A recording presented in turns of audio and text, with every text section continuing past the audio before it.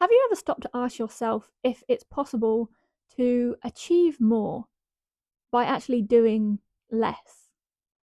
Now, you may have a goal to expand your business or expand your channel or expand your empire, whatever that word may mean to you.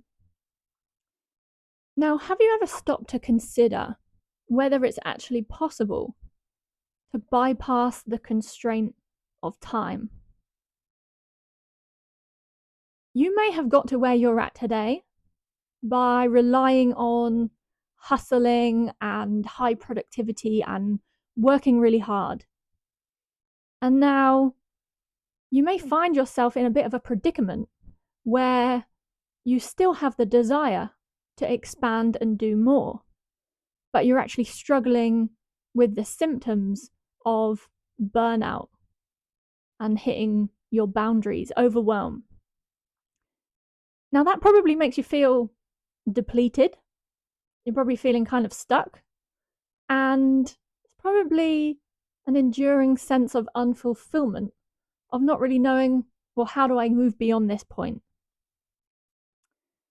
So, in this video, what I'm going to do is share with you information about how I learned to access divine guidance. And that allowed me to understand how to transform my consciousness, which not only altered my frequency and my experience, but altered the very future that I was walking myself into. By the end of this video, what I will share with you is how to basically rewrite the rules of reality. This will allow you to unlock infinite returns, and a consequence of that will be the unleashing of your full potential. You will become someone who has a flow state as your default setting. You will be experiencing the act of creating or working will be something that energizes you and leaves you feeling like you've got more energy rather than less. And you will become someone who is not only going through a personal inner transformation process, but you will be someone who actually ignites transformation in other people that you meet. So the format of this video is going to work in 4 sections. Number 1, what is life force leverage? 2, what are the benefits? 3, how to maximize life force leverage. And then section 4 will be about practices. So I've got my laptop here, and what I'll do is put these notes up on screen for you so that you can also see what I'm looking at. So first of all, kicking off with section 1, we have what is life force leverage? So let's understand first of all the term leverage and what that means. So leverage is about gaining an advantage.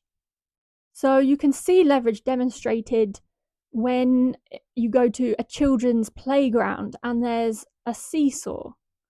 So there's a seat at either end and there's the pivot point in the middle. And what that leverage allows you to do is to more easily move the weight that's on the other end. So essentially what we're talking about when we describe leverage is that we're looking at the ratio between the effort you put into something and the return that you get for that effort. And the objective then is really saying, well, how can I maximize my return on investment? How can I multiply my effort so that what I put in is actually compounded back to me in bigger and grander ways? Let me give you an example of this. So another way to think about leverage and this idea of having an advantage is by imagining if I was going to be pushing an object And there are 3 different surfaces. One surface is just completely flat, and I'm just pushing the object across a flat surface. Another surface is uphill, and the third surface is going to be downhill. So pushing the item downhill is going to give me this additional leverage because I can use the same amount of force on all 3 gradients.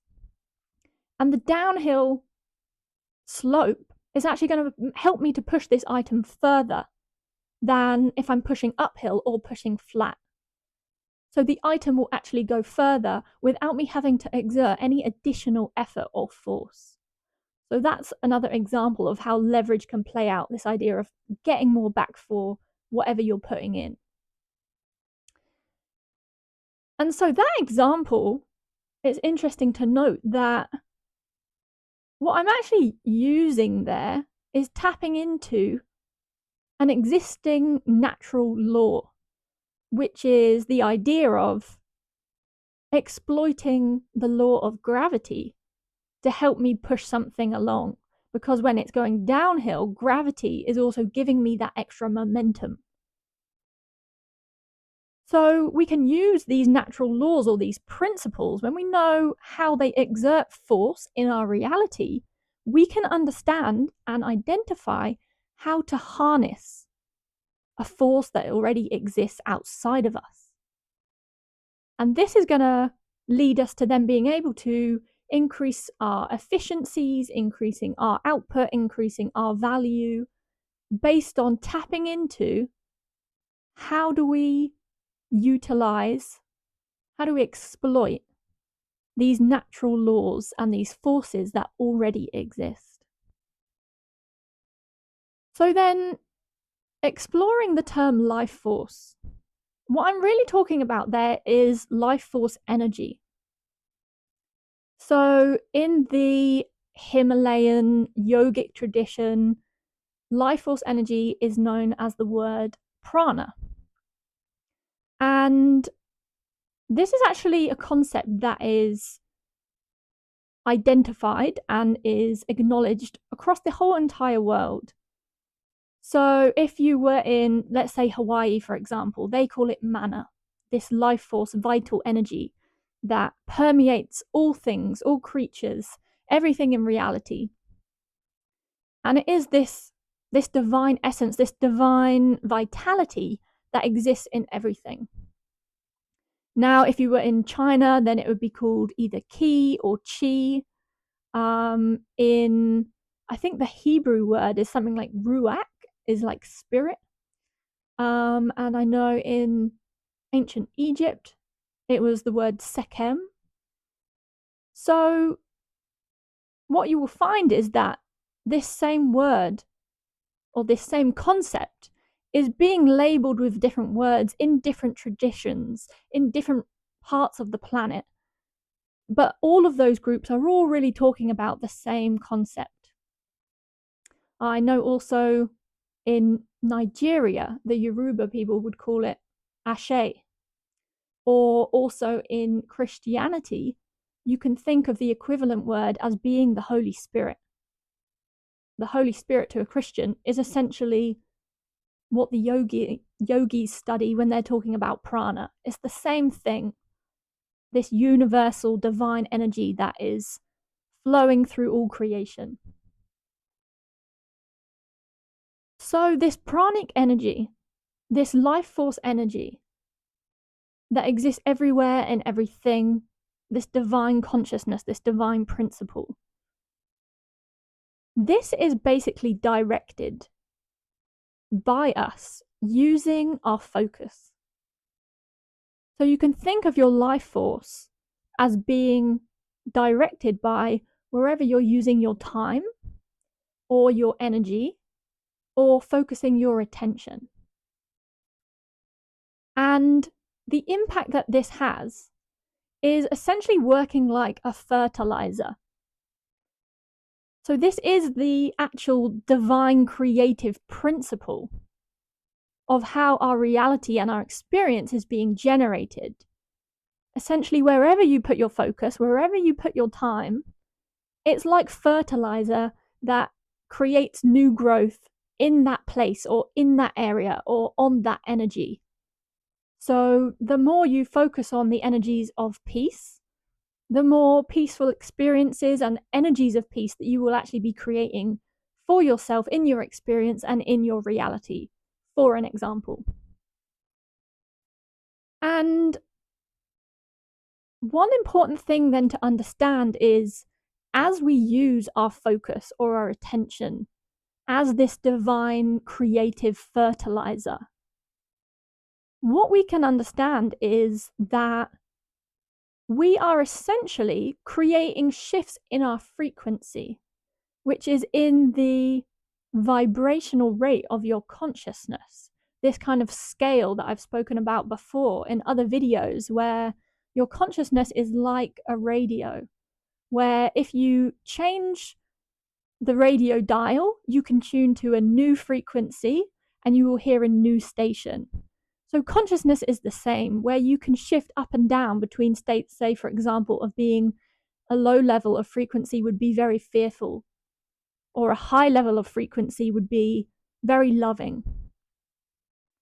And it is through the understanding of this ability to tune your frequency and how you focus your attention, how you focus your life force energy, this is what determines the version of the future that you will experience.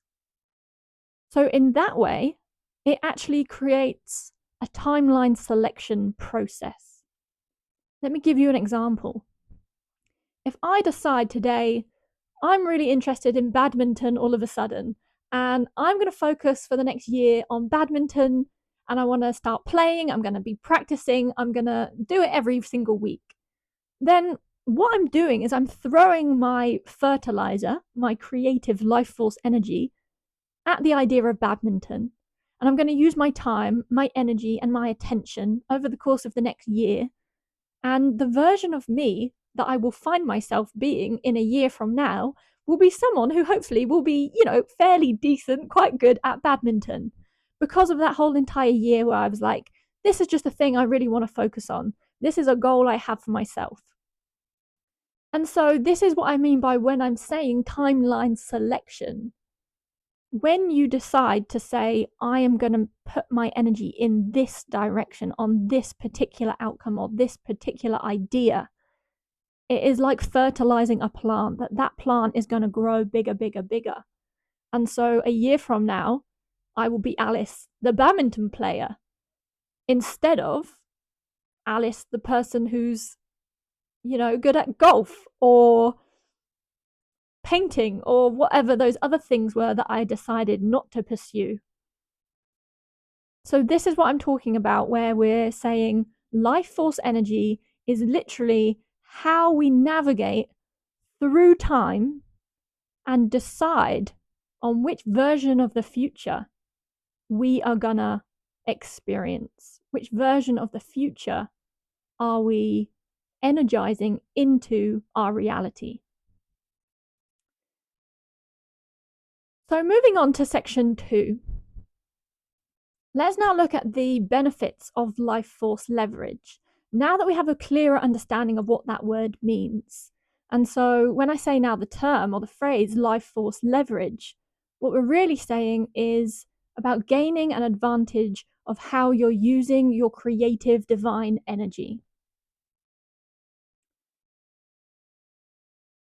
So first of all, when you understand the power of life force leverage and how this works, this is going to bring about the end of the old paradigm of hustle culture and grinding it out and high productivity, thinking that in order to achieve success, I have to be doing, I have to be using effort and force, and I have to be able to be willing to be burnt out. That's just like a cost of achieving success. That is the old paradigm. And I'm not saying that hasn't worked, because that has worked really well for some people. But that paradigm is now going to be ending. That's why I put here, RIP, hustle culture. So this is very much a 3D level of consciousness where we understand that if I work more, I will produce more, and that leads me to my success. And that keeps you trapped in this third dimensional understanding of reality that I'm just needing to increase my hours or increase my speed or increase my efficiency, like as though you're some kind of human production line or human factory. So that is the old paradigm. What we're now moving into is a new state of being that is actually an embodied way of creating. So it's a new embodied way of using our life force energy, this creative divine principle that we focus with our attention. And this new, more fifth dimensional experience or state of being is going to actually be more about being in a state of flow and feeling energized by what you're doing instead of feeling depleted. And so it is this paradigm shift to being a certain frequency. Again, talking about that radio station, as you learn to tune the dial of your consciousness, you will actually realize that you can achieve more by turning that dial and controlling your energetic state through being and flow, instead of having it at a lower frequency where it's hustle and it's grinding and it's high productivity, and it's a lot of like fear-based energies of I have to really push myself in order to get what I want. So this is the new future that we have and are stepping into now as a species. And at first it may sound a little bit like, oh, well, that's a nice idea, but yeah, I'll believe it when I see it kind of thing. It's a little bit like imagining this. I remember a scene from a film that I saw once. I can't remember what film it was. It was like some kind of like noughties football film. I don't know if it was Bend It Like Beckham. It might have been that. I don't really know. Anyway, it doesn't really matter. The scene in the film was this. There was the football coach who was speaking with one of the players. And this player was known for basically not passing the ball. They would always keep the ball and hog the ball. And so the coach basically in this scene told the player on this pitch, this practice pitch, told them, okay, I want you to run towards the goal. And so the player sets off and like starts to sprint off towards the goal halfway across the pitch. But as soon as they start running, the coach kicks the ball and it immediately goes straight past them and goes into the goal, into the net. Now, the point that was being made here was that you need to pass the ball because the ball can travel at a much greater speed than you can. And so, for the team to succeed, this person needed to be passing the ball to the other players on the pitch. This is what I'm wanting people to understand about this shift from the old state of doing and the new state of being. It's the exact same concept, the exact same principle. The doing mentality that was the 3D example that we've all been shown, that we've all seen demonstrated for us by everyone else in society, that is like that player who was trying to run towards the goal and is someone who on the pitch, obviously, when they have these matches, is not passing and they're keeping the ball. And instead, when the coach has kicked the ball and it goes much further, much faster, and it reaches the goal, in seconds, that is this new 5D consciousness that I want to draw your attention to. You can achieve more, you can go further, and you can do it faster, literally by doing less. When you understand how important frequency and consciousness is to the outcomes that you experience and to the version of reality that you are aligning yourself with. So that's just my, pep talk of don't dismiss it just because it hasn't been what we've been shown to do. It's not been, how things have worked in history, but there is a new age dawning, essentially, is what I'm proposing. So when you can make this shift into this new embodied state of creating and living, then we basically unlock the access to the infinite realm. This is the quantum realm, the void. This is tapping into the true nature of our own divinity, which is infinite. And there we unlock the potential for exponential returns. It's no longer about, or how many items can I make today if I use my hammer and I'm banging on a production line. We're not thinking about it like that anymore. It's now an energetic process of creation. And by altering your energy, then the returns can be infinitely large. So another benefit of doing this and tapping into life force leverage is the idea of magnetism. I've done another video on magnetism and how to cultivate magnetism. So if you're interested in this, definitely check that video out. Magnetism is basically the idea of how can I alter my frequency and my consciousness and use that to actually draw people into me. So it's like attracting people, or attracting like a moth to a flame, where other people actually flock to you and to your vibration, rather than you having to be the one to exert force or exert effort to go out and chase things down. Instead, you're very still, you're very stable, and reality starts bending to come to you. So it's a very different process, a very different experience of what it means to be alive and what it means to be you. Now, this will allow you to draw in not only audiences and also, things like opportunities, or new people in your team if you're employing staff.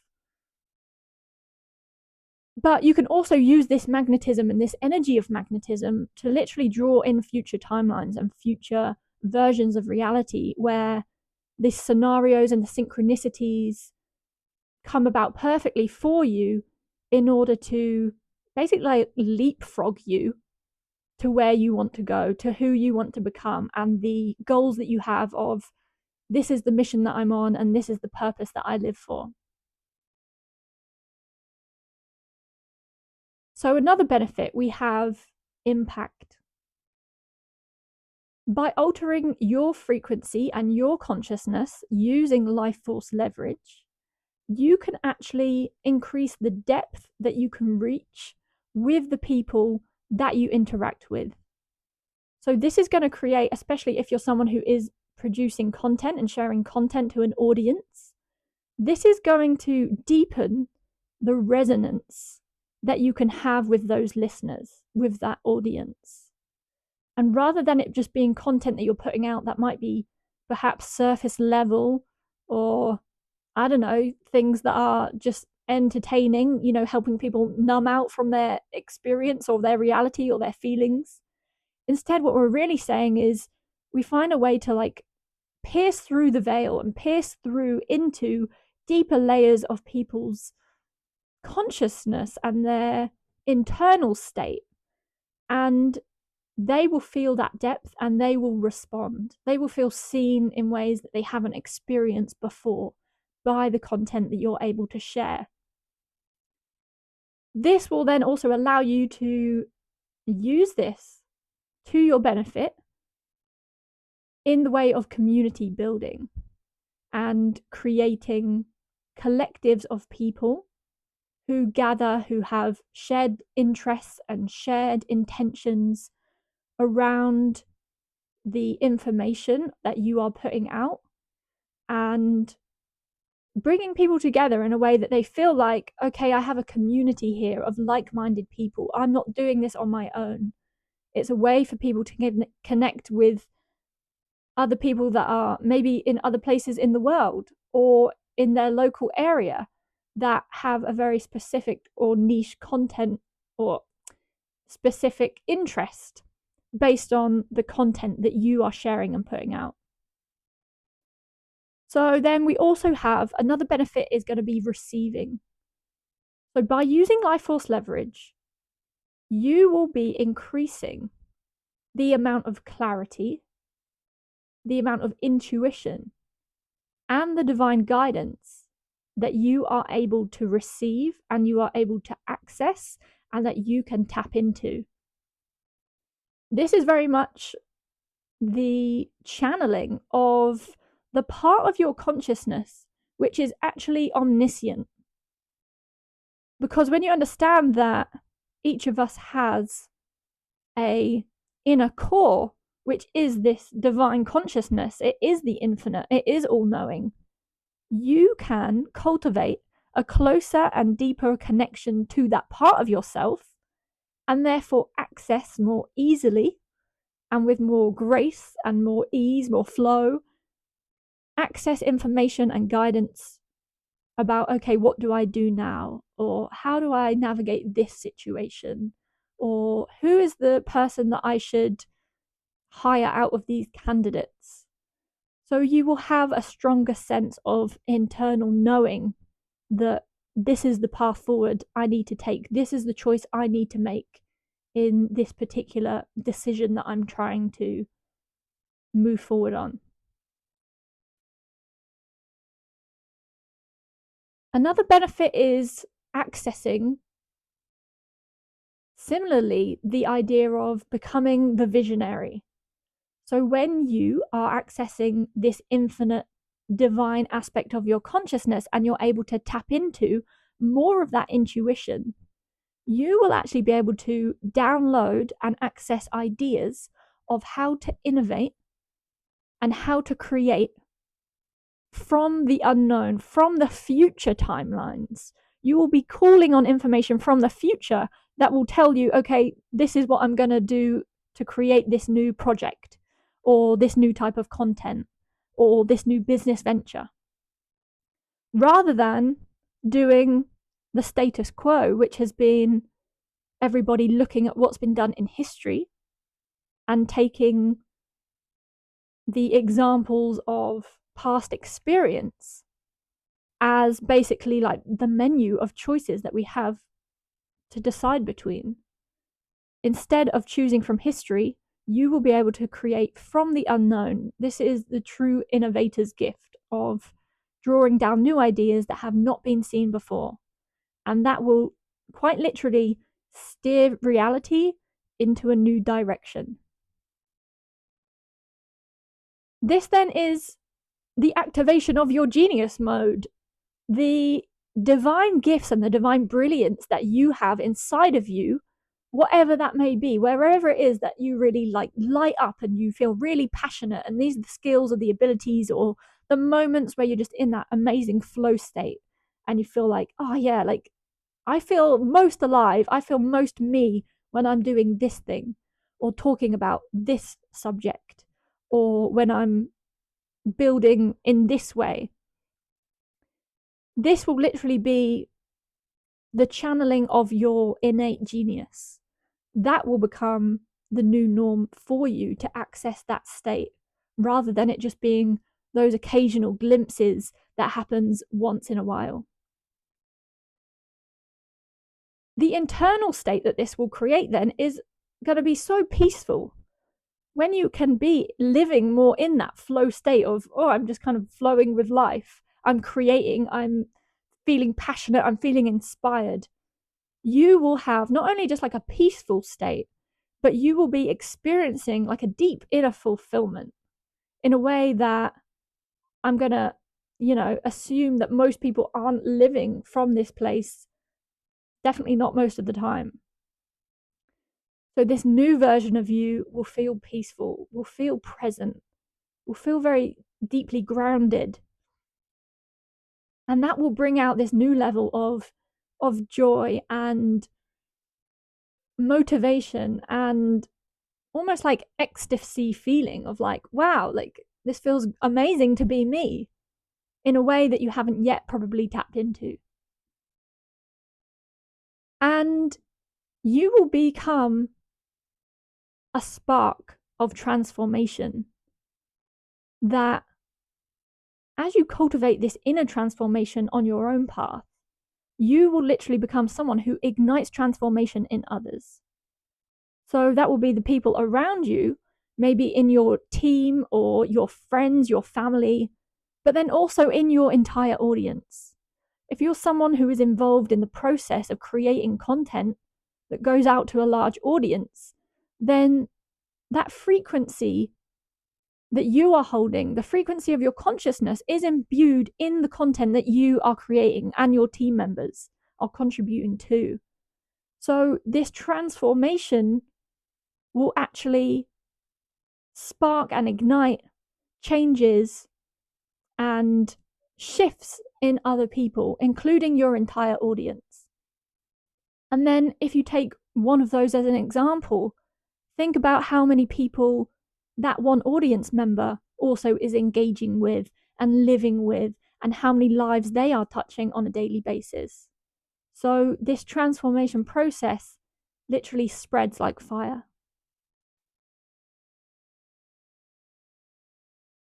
Okay, amazing. So section 3, how to then maximize life force leverage. So here I'm going to go through some of the principles to understand about how and why this works and what it's actually doing. First of all, I want you to understand that consciousness is multidimensional. Multidimensional Alice. So, what do I really mean by this? Most people think of their consciousness as the voice in your head. So that is one layer of your consciousness. That is the third dimensional, conscious, rational, analytical mind, which is that voice that you're hearing day to day, that you're probably feeling very identified with. When in actual fact, your consciousness is expressing on many different levels. Like I said before about reality being a bit like a radio station, or consciousness being like a radio station. If you change the dial and change the frequency, you can tune to a different station and you will hear a different song. So your consciousness is expressing at many different stations. And this is really what this process is all about. Understanding that your awareness, your consciousness is much broader than we had been led to believe. It's not just what you're hearing in your head. There are other deeper layers, for example, the subconscious layers, the unconscious layer, and then going higher as well, there are the higher self layers, which are increasingly loving and increasingly closer to the frequency of divine consciousness. So I just want you to understand at this stage that your consciousness is expressing more on a spectrum rather than it just being the voice I hear in my mind is the extent of who and what I am. It's much more complex than that and much more nuanced. What this means then, and what I want you to understand, is that we have all been living in what is actually a state of fragmentation. So our consciousness is almost like the broken pieces of a vase that if you took a hammer to a vase and it scattered into loads of different pieces, that is almost like how your energy is being spread across time. This fragmentation of pieces. And the energy of your soul, of your consciousness that is in the past, is basically embroiled with moments of pain, moments of trauma, moments of suffering. And this not only spreads your energy back into the past, but your energy also then is being thrown up into the future, where there will be parts of you that are worrying about, like, oh, well, what does the future hold? And like, what's going to happen? And who am I going to be? And what do I need to plan for? So there's a lot of this shame about what has happened before, but also anxiety and fear about what is to come. And so this is this fragmentation process of basically being like a bucket filled with holes that is pissing water everywhere. You're not really being able to focus and channel the full power of all of your energy, of all of that life force, of all of that prana, when you've got all these broken pieces of there's pain in the past and there's fears about the future. You're basically disembodied, fragmented. What this creates then is an experience of inner turmoil and inner conflict, where parts of you are actually pulling in opposite directions. It's as though there are parts of you who are literally doing like a tug of war. Let me give you an example. Let's say, for example, you are someone who has a new opportunity of doing some kind of talk in front of people, some kind of public speaking engagement, but you've never done this before, and so it's bringing up some fears for you. So on the one hand, you've got the part of you that is like, oh, this is really good. This is like part of my dream of like, I want to progress and I want to expand and like connect with new people. So there's that side of your intention. But then the other side is the part of you that's like, oh my God, I can't speak in front of people. Like, I'm scared. What if I do it wrong? What if I make a fool of myself? What if everyone laughs at me? What if I shit myself on stage? Like, whatever the fears may be, there will be a large array of fears, whatever it is, based on your trauma and your history and your karma. But you can see then how this creates this internal tension of the different parts of yourself that are literally pulling in opposite directions. This creates this inner turmoil and this inner conflict, which is wasting and literally pissing out your energy, your life force energy, your beautiful, divine, magical prana energy of your attention is pulling in opposite directions. And what you will then realize is you are holding a lot of these limiting beliefs based on the past, based on history. For example, if I go up on stage, I'm going to make a fool of myself because I'm not good enough to do this and I'm unworthy. That may be a limiting belief that exists in the lower dimensions of your consciousness, in your subconscious. Maybe you had an experience where you were at nursery school and you got up in front of everyone and burst into tears or something. And now, there's some memory, some experience in your past where a part of you was like, I'm never ever going to get up on stage again. So what this creates, those limiting beliefs basically end up acting like a perimeter fence that you start butting up against. It's like being like, let's say you're a horse who has been born into a field, and the edge of your reality, the edge of your experience is this like electrified perimeter fence around the edge of that field. And you've never left the field, so you never have gone beyond the fence, but you know not to cross it, because if you touch it, ow, that hurts. And this is what these limiting beliefs basically do. They hem you in. They trap you inside of these situations or experiences that you believe you need to avoid in order to protect yourself. And like this horse in this field, then, you basically end up living in a reality where you just only go, okay, I can go this far over this direction or this far over here, and I know not to cross that boundary. I know not to go any further. When you can understand this and identify what these barriers are, what these perimeter fences are that you didn't know you had been living within, then obviously this is hugely empowering. Such a huge opportunity.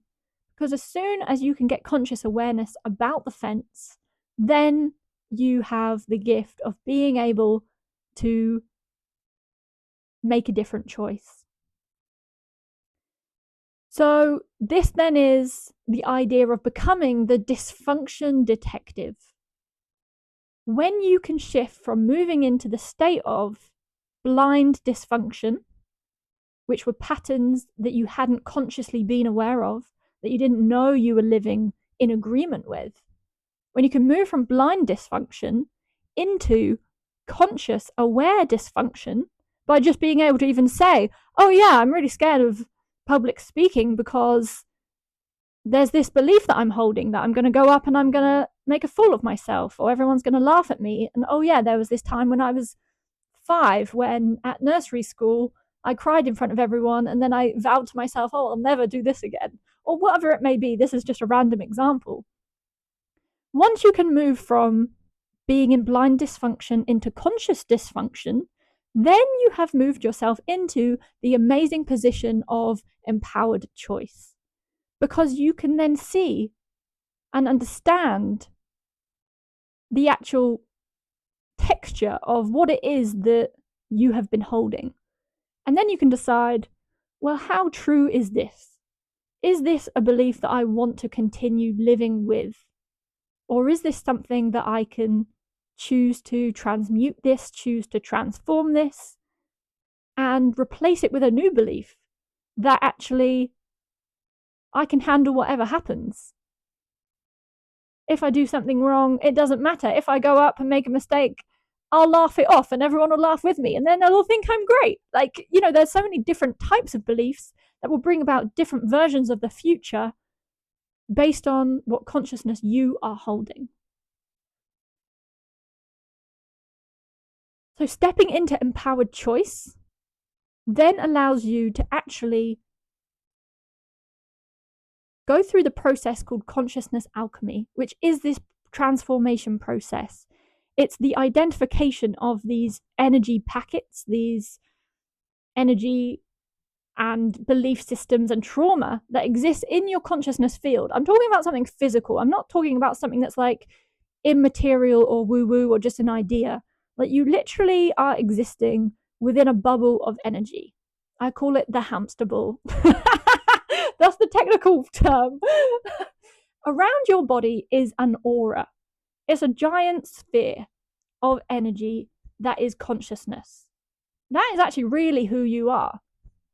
And the sphere of energy, this aura, holds all of your belief systems, all of your past pains and traumas. And it is the sphere of consciousness, the hamster ball, that is actually projecting the physical body in the middle. So you don't actually exist inside of the body. The body is not really who you are. The body is the projection of the aura. You are the aura. You are the divine consciousness that is experiencing yourself from within this, soul robot, essentially. So consciousness alchemy, transforming the energy that exists in this bubble, in this hamster ball. This is the process of reunification. So going back to what I said earlier about the broken pieces of the vase scattered across time, that is the fragmentation of your consciousness. The alchemy process is about retrieving those broken pieces, collecting the shards, and then restoring them back into repairing the vase into wholeness. That is repairing your consciousness into wholeness. And this reunification process then basically ends these internal tugs of war where, part of you is like, oh, I really want to do this talk on stage. And part of you is like, whatever you do, don't fucking get on stage. Like, it's all going to go wrong. These tugs of war are things that can be healed. And think how much energy, think how much life force Think how much creative, vital potential is there that is being used and wasted when you have that equal and opposite force that essentially cancels out and goes nowhere. When you can reunify all of that energy and direct it all in the place that you do want to go to, with beliefs that you do want to hold, then you will be unstoppable. The amount of progress, the amount of change, the amount of transformation that you can create for yourself and in your reality and in your business, in your content, in your channel, will be literally unleashed. This is this idea of these infinite returns, exponential growth being unlocked through consciousness. We are literally changing the rules of the game. This will bring about the liberation of the true you. The version of you that you have been used to, who has been holding all of these pains, all of this trauma, all of this conflict inside, all of these contradictions. When you heal those, and those no longer exist, then finally, at last, the true and authentic you can be expressed. And you will realize how good it actually feels to be you. And all that pain and all that suffering and all that struggle and all that anxiety that you previously were living with were just essentially little flags being waved saying, heal me. And you will start to see each one of those now as being an absolute gold mine, being an opportunity, rather than previously, most people probably think like, oh, there's something wrong with me, I've got all these issues, oh, I'm really anxious, or I feel really embarrassed, I feel a lot of shame, I don't believe in myself. All of those things are really just parts of you that are wounded, parts of you that are asking to be seen and to be healed, so that then you can become the divine version of you, the full, authentic, true version of you. And so this process then is really, I'm talking about a process of divine embodiment. Because when you understand that this pure and clean version of your consciousness is the divine you, is the perfected state, that is essentially the Christ consciousness, where Christ is not an individual. The Christ is a frequency of consciousness, where you have moved back into full alignment with the divine perspective, with the divine expressing uniquely as you. And so divine embodiment, then, this whole thing that I've been talking about how to cultivate changes in your consciousness and heal these conflicts and these tugs of war inside of you, what I'm really describing is this process of polishing a turd. Polishing a divine turd. This is the key thing. The version of you with all of these distortions and all of these struggles is just the turd that is waiting to be polished and cleaned back into finding at the core this golden nugget. And that is your true state. That is the core of who you really are. Like finding the core little doll inside of, like, those like Russian nesting dolls. It is literally like pulling back the layers of distortion, the layers of trauma from the past, the layers of those limiting beliefs that have been hemming you in. And then finally you get to the centerpiece. That is the golden nugget. That is the Christ consciousness. That is the divine expressing uniquely as you. That is the true you, the authentic you, that it feels amazing to be. It feels amazing to be you. And this is the path that I invite you to join me on, of actually understanding, well, who actually am I? And how good can it actually feel to be me? Once I've realized that a lot of the pain and a lot of the distortions that I experience and that I've been holding on to actually were never mine to keep. They were never based in truth. So that's what I mean by polishing a turd. I'm calling you a turd, but it's a big compliment because it's a it's a divine turd, and so congratulations. Oh dear. Okay, so moving on, section 4. Now let's look at some of these life force leverage practices. What are some of the things that you can actually do to start this process? What I'm going to do here is go through a list of a few things that you can action straight away. I want to give you a few ideas of changes that you can make, which will give you some felt real benefit without it having to be like, oh, well, I need you to go to, meditate in the Himalayas for 6 months. 6 months. It's like, oh, yeah, that's all well and good. That's never going to happen. I mean, I've done that, so I can give you this advice and bring back the principles that I have learned, which will help you and can be integrated into your daily life without you having to go there, without you having to do that. This is what I'm delivering to you. So starting off, we have first of all self-mastery. This is the crux of this all. Understanding consciousness. Creating an increasingly deeper intimacy with yourself. And coming at it from a point of view and an understanding that I don't currently know everything I do, everything I need to know about who I am and what's going on.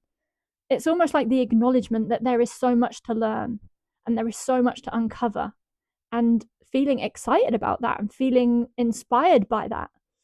It means that, there's new surprises that will come up in the future where you'll be like, oh, wow, I never knew this about myself. I never saw it before.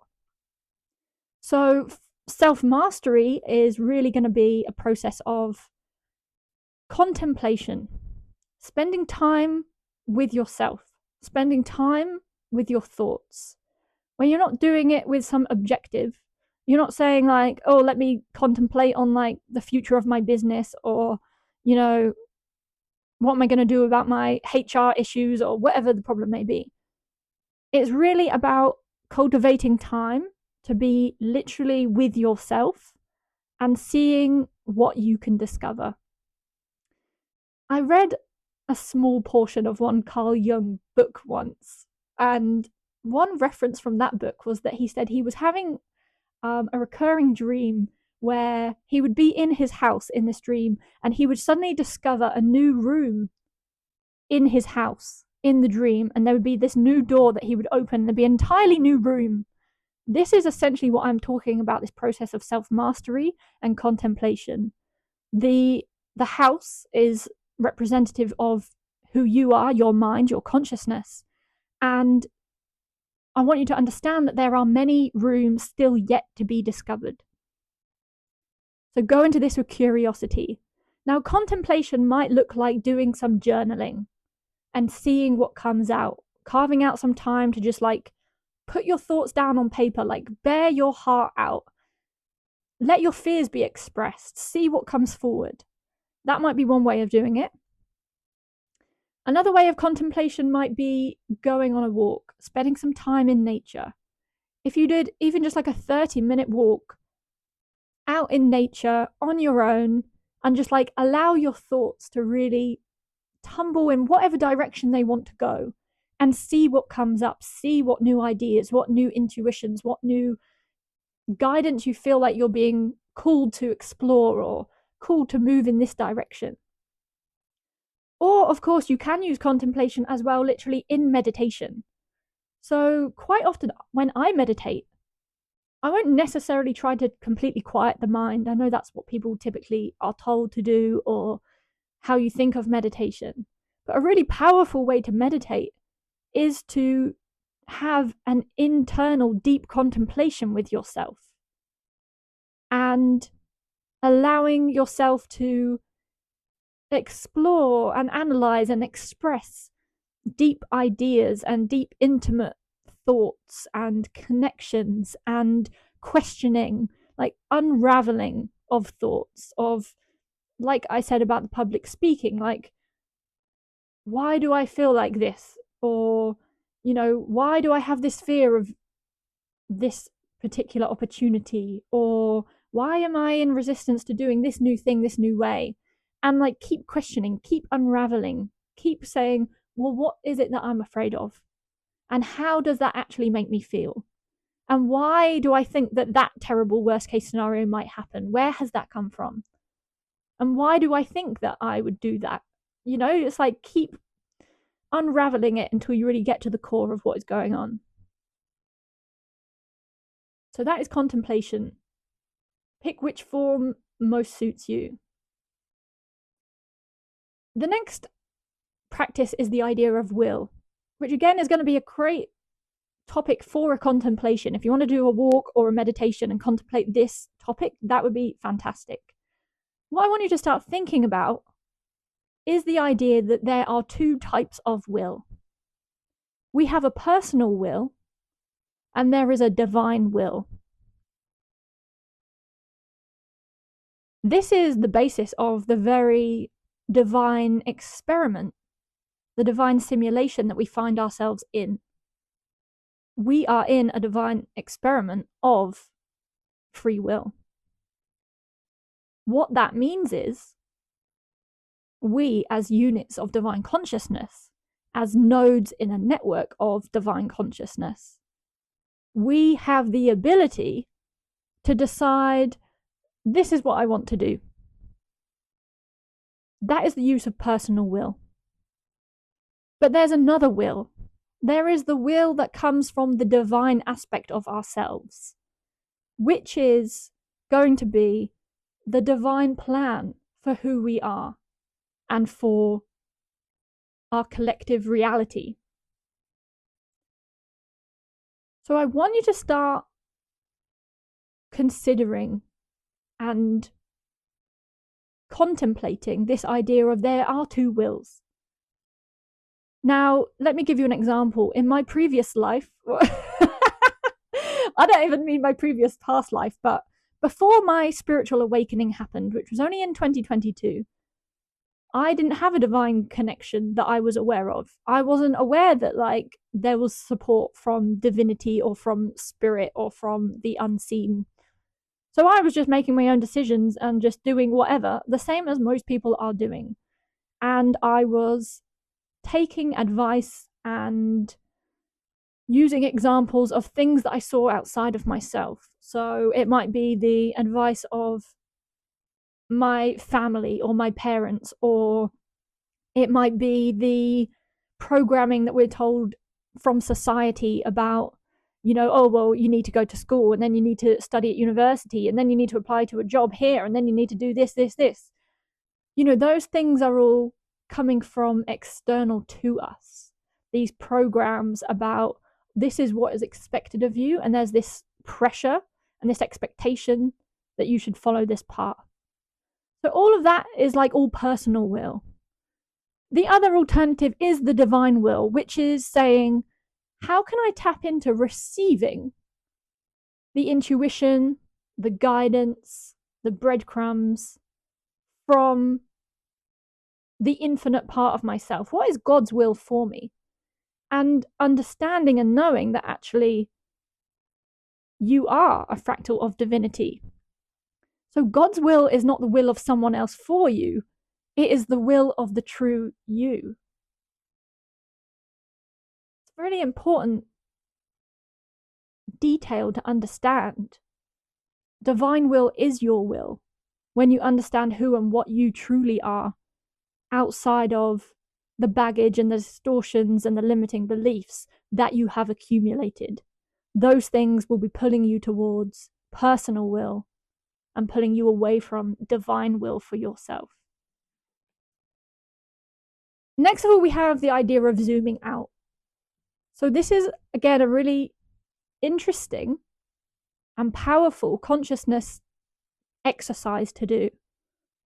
And it's the shift really between viewing a situation from the ego self or the ego state and the higher self, which is more in alignment with your divine perspective. The ego self is going to tend to be more inclined to fear And the higher self is going to be more inclined to being more accepting and loving. And I call it zooming out because it's almost like, imagine if you've got a situation where you're like, well, let's keep going with this same example. Oh, I need to do a public speaking event and I need to speak on stage for the first time. The ego self will be very zoomed in to the situation. It will be looking at it literally like right in front of its face, being like, I'm really scared. I've never done this before. Everything could go wrong. Da da da da da da da. Fear, fear, fear, fear, fear. That's the ego view, and it's looking at it very close up. So practice playing around with the view that you have of your consciousness. And when you're viewing something from close up, try zooming all the way out, like if you're on satellite view on a map online, and you zoom all the way out. So suddenly you've gone from like looking at the street layout, zooming out, and then suddenly you're seeing like the entire country or whatever it may be. From this zoomed out perspective, you're like, well, over the course of my entire life, this one public speaking engagement, well, it's not really that big of a deal. There's only going to be an audience of maybe, 10 people. So, do I care what those 10 people think? Not really. Is it going to impact my life? Not really. Is it going to be a great experience, even if it does go wrong? Yeah. So it's like, just by shifting the zoom and altering the distance that you have from the thing will actually change your perspective on it and change your view. And that will literally change your frequency. You go from being like, oh my God, I'm so scared up close, zooming all the way out and being like, what does this mean in the bigger scheme of things? Basically nothing. I'm just going to do it then. If I get on stage and shit myself, like, it doesn't really matter. Or whatever the example may be. So practice switching between these two states and do this game of being like, it's like yo-yoing between, okay, this is the close-up view of like fear, and then I zoom out and then I'm like, this is the new view. And then ask yourself, which view do you want? Which view would you rather choose to go from? Which one feels better? Which one feels more liberating and more empowering to yourself? Next, we have breadcrumbs. So this practice is the idea of, again, going back to the divine guidance that I was saying that you can tap into. So your higher self, the higher dimensional aspects of your consciousness, literally leaves breadcrumbs for you to follow. This is like understanding that the way that your higher self, the way that your divinity is trying to communicate with you is through a process like the children's game of hotter or colder. In that game, you pick a random item in the room and then the other person has to guess the item. And if they're getting hotter, it means they're getting closer. Or if they're getting colder, then it's further away.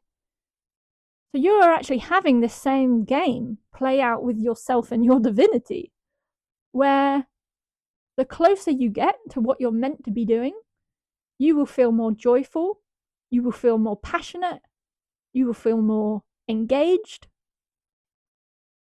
And the further you are from where you're meant to be or where you're trying to be guided to be with these breadcrumbs, you will feel more insecure, you'll feel uncertain, you'll be hitting loads of blocks. It'll be like, nothing's really like going my way, everything feels like it's like a struggle, like the energies are like, treading through treacle or trying to swim upstream.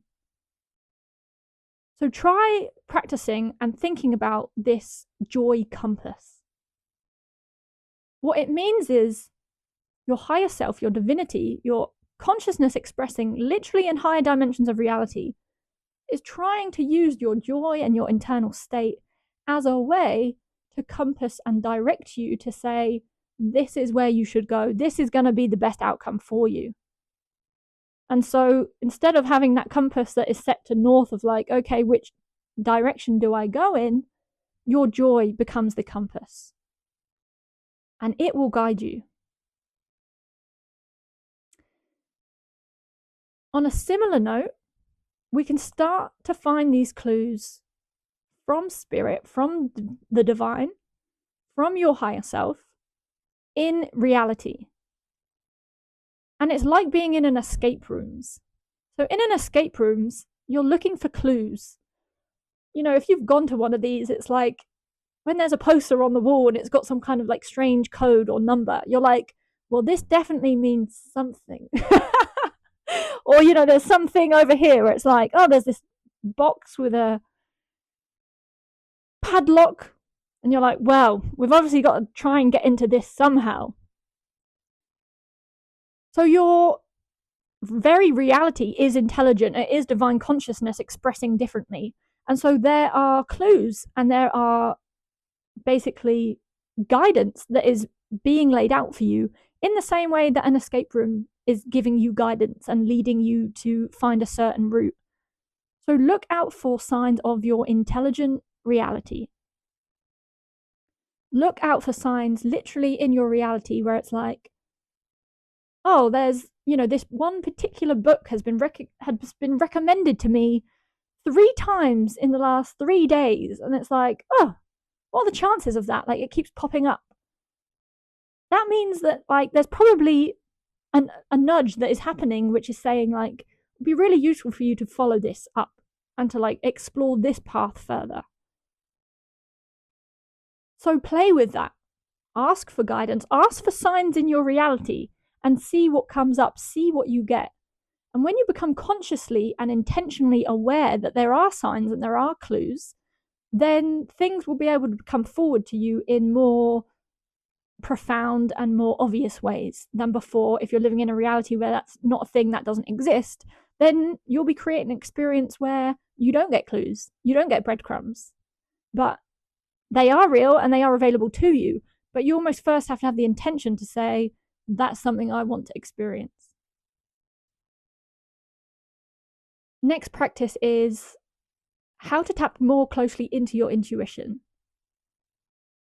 The trick to this, the magic spell for this, is about learning to be increasingly more present. And what does that really mean? What does that look like? One way of cultivating presence, which can be done through meditation, but I would also really encourage you to try to be increasingly spontaneous. The divine can only communicate with you in the present moment. It can't communicate with you in the past, and it can't communicate with you in the future.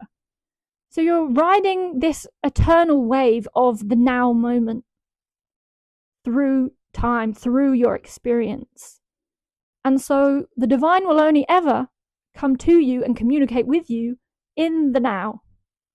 So the more now you can be, the more nowy you can focus your attention, the more intensely you will feel and receive the divine communication and the intuition that it is trying to pass on to you. So be spontaneous. Don't always just follow the same exact patterns that you've done before. Like, you know, maybe you go on a walk and you have the same route that you do and you do the exact same route every time. And you just get up and you go into autopilot and you're like, oh, I do this same route. I've done it a million times. Like, one time, just go on the walk and be like, I'm going to do a completely different route today. And see what happens. See how that feels. See how that changes your experience of actually, like, making you more present into the reality rather than just being on this sort of zombie mode of, oh, I'm in autopilot. I've done this loads of times before. I'm anticipating this walk to be exactly the same as every other walk. And you're actually kind of like numbing yourself. You're kind of like dulled out from reality of what's really happening. So mix things up. Do things a little bit differently. Take a different, you know, route on your drive to work, or I don't know, switch up your evening routine. Do things a bit different and see how that feels. See how more alive that can actually make you feel when you're just making it up. Okay, the next practice is about the idea of fear. So, the key thing to understand here, as I said before, this idea of unraveling, it's like unwinding fear. Once you realize that fear is again like this little white flag saying, heal me, then you realize, okay, every time I feel fear, this is the opportunity. And instead of trying to move away from it, trying to go in the opposite direction or suppressing it, instead you turn to face the fear and you go towards it and you go into it and you unravel it, wind it down or wind it out, open it up. And what you will find is as you scrutinize the fear and you ask those questions and you analyze it to say, what am I fearful of? What is the outcome I'm trying to avoid? What are the emotions I'm afraid of? How would that really feel? Why do I think that could happen? What part of me is predicting that thing? What you will basically get to in the end is finding the lie. There will be a lie at the center of the fear. And when you find the lie, that's when you can really transform the whole process. The knock-on effect, this chain reaction, is all starting at the root, at the core, from the lie, which, quite often in my experience tends to be something along the lines of like, oh, I'm, a worthless piece of shit kind of thing. That has been my experience. I'm unworthy. I'm unlovable. No one likes me. I can't get anything right. It's going to be something like that. Some kind of pain, some kind of distortion that lies at the very center of this. So keep tunneling, keep scrutinizing, keep questioning the fear until you boil it down to that lie. And then ask yourself, is this real? Well, no, it's not real. Do I want to continue living with this belief system and that whole chain of events that it's creating? Or do I want to switch this up, program myself with something new, and then have a whole new chain reaction, which is going to actually support me and is going to guide me, is going to help me, is going to encourage me. And it will lead you literally to a new experience of what it means to be you and a new experience of the future, of how things can play out in reality when you start shifting and alchemizing these belief systems and these fear programs that are existing and literally physically floating around you in this hamster ball, in this bubble that exists around your body. Okay, 2 more to go. So we have patience. One top tip for cultivating this life force leverage. What I want you to understand is that sometimes getting no answer is an answer. We often think that we need to know all the answers and have the outcome and know what to do next and have our 5-year plan and have it all detailed out. That's what we've all kind of been programmed, especially in the West. This idea of like, oh God, I need to do something. Actually, I would recommend, if you don't feel called through your intuition and your guidance and your joy compass, if you don't feel called to one particular answer in a question or a situation, then just take it as a sign that you just need to pump the brakes a bit and just pause. Because quite often, if you're not getting an answer yet and you don't have clear direction, it means that it's not time yet to make a decision on this. It means hold off. Don't do anything. Or put yourself in a position that leaves options open to you, where you're not having to commit yourself or jump into bed with some kind of situation or person or entanglement. What can actually transpire often is that you'll realize that there will be a future opportunity that will come about that maybe you didn't even consider. Or there'll be some shift in the dynamic. The variables at play will change at some point in the future, which will then make it clear, oh, this is definitely what I need to do. And I couldn't have known that 3 months ago. because so many things have just suddenly changed and shifted, and now I know exactly which path I need to take forward. So just bear in mind that if you're like, I don't know what to do about this, and I'm not getting an answer, and I must be doing something wrong, or why has the divine abandoned me? You haven't been abandoned. It's just that you're not taking the answer as an answer. When you get no answer, it's a call for patience. It's a call for pause. Don't act yet. Don't do anything. Just sit on it and wait until that answer or that direction actually is clear, and that joy compass in you is pulling you to say, this is definitely what I'm going to do. That would be my advice. And then finally, we have expectations. So this is around the idea of surrendering judgment. In order to cultivate this life force leverage process, where you're capitalizing increasingly on your energy and your creations, sometimes, in order to bring about an even better future, sometimes it happens in like a slingshot. Sometimes it'll feel like you're guided to like go in this direction, and that thing that you thought you needed to do actually flops, or it goes really badly, or it fails somehow. Surrender judgment in that moment. Surrender your expectations of how it should turn out, or what should happen, or what the outcome was that you wanted, or the outcome that would maybe make you feel, like you're most secure, or most, I don't know, bring about the most sign of external success. Like, don't suddenly panic just because it feels like, oh, this isn't what I thought it was going to be like. Because this slingshot process can be that, okay, I went over here and that was like kind of fail or a flop. But sometimes that slingshots you over here to exactly where you're meant to be in a really powerful way. And so you get even further than you otherwise would have done if you'd have just like taken 2 steps that way in the beginning. So surrender your judgment, surrender expectation. Allow yourself to kind of like be thrown about and like see what happens.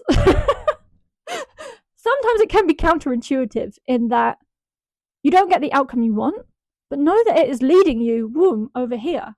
Literally, like, I think in like Interstellar and like those space movies, they slingshot the, what is it called? A spaceship? Rocket ship? I can't think of the word. The whatever, craft.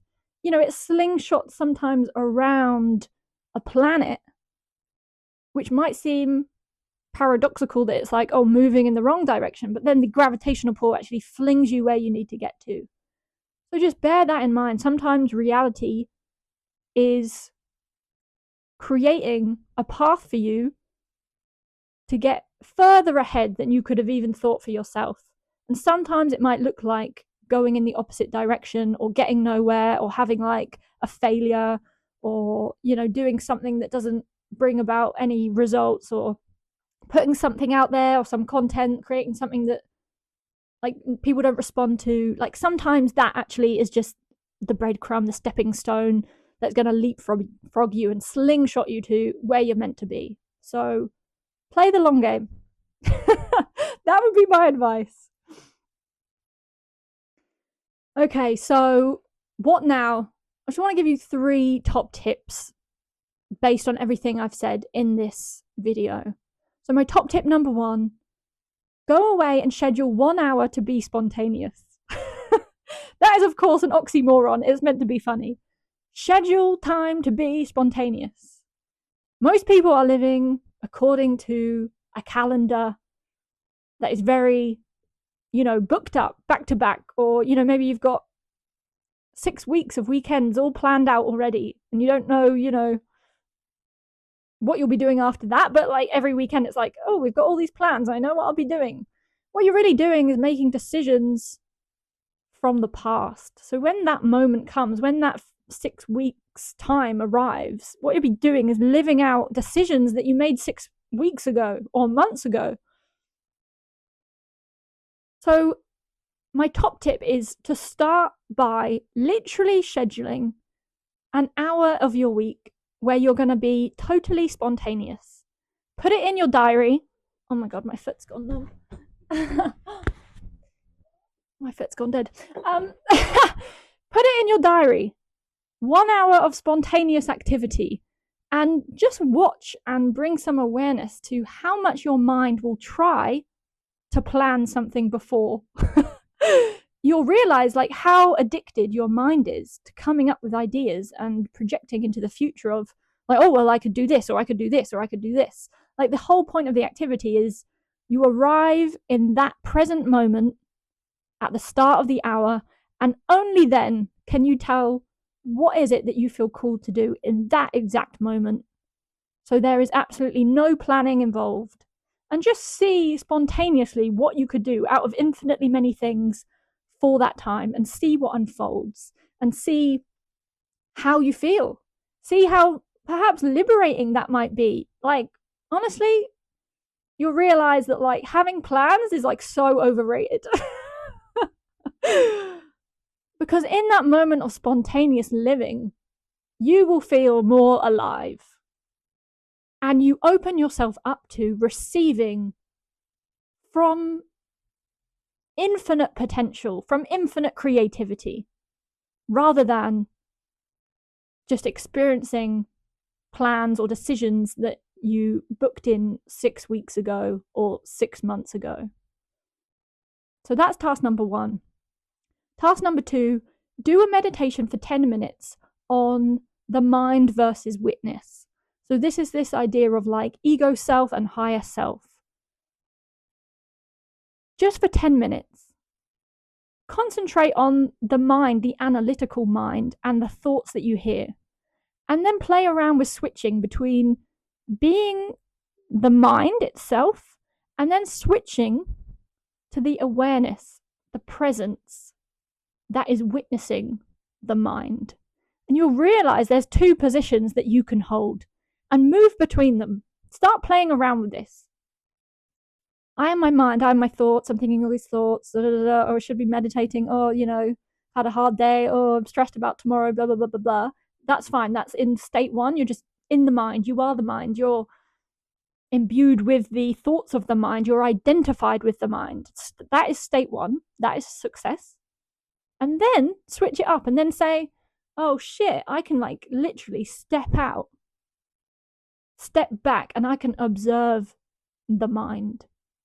As the mind thinks and spews out its thoughts, word vomit, switch your awareness, switch your perspective to almost this like silent witness, this kind of like bystander.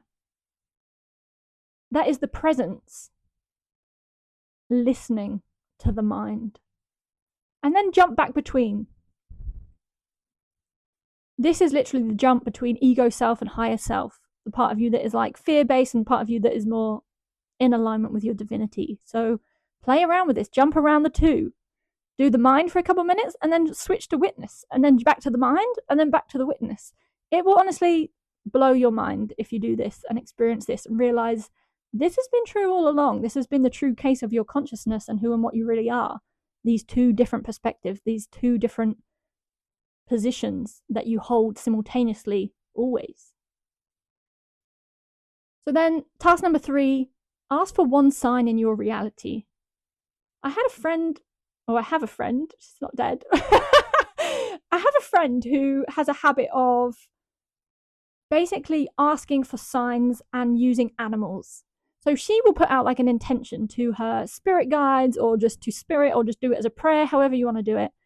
And you can do it for trying to find out like an answer to a question, or you can just do it as a request to test this out. But let's say you're wanting to know, oh, should I hire this new person? Should I apply for this new thing? Should I start this new project? Put out an intention, a prayer to your guides, to your spirit team, to say, if yes to this thing, then show me the symbol of blank. I'm going to deliberately not give you an example because I don't want to plant an example. I want you to come up with it. As I said, I have a friend who would use animals. So she would think of a kind of obscure animal and then would say, okay, show me the sign of the blank animal if this is a thing I should do, or if this is the right direction, or whatever the question was. But if you just want to test this out, you don't want to do it in relation to a question, then literally just ask your spirit team to show you a symbol of a particular thing. You could pick an animal, you could pick anything. It doesn't really matter. The more obscure, the better. Because then you'll know, in that moment when you see that thing, you'll be like, oh my God, my reality is intelligent. My reality is divine. I've been living in a divine escape rooms this whole time and I didn't realize it. Now I've watched this, video with this crazy lady. And now, the rules of reality start to change. Welcome to my world. So that would be task number 3. Ask for one sign in your reality. 2 recommendations for you. I have another video that I would recommend you watch called Divine Communication. It's 28 minutes long. It will go through in more detail the different ways through which you can understand divine communication and you can start to play around with it for yourself. So if you're starting out on this and you want to understand, how can I experience a relationship with the divine? How can I find proof of the divine? Literally happening in real time in your experience, in your reality, in your consciousness, then watch that video and it will blow your mind. My second recommendation, how to make magnetic content.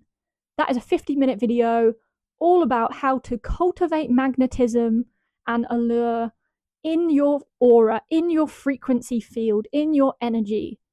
How do I start to create content from a frequency of magnetism that will actually draw people into me, that people feel seen and feel connected and feel engaged with what I'm offering and they want more of it, rather than you having to go out and chase down or force or use effort to get what you want. That is that old 3D paradigm that I spoke of.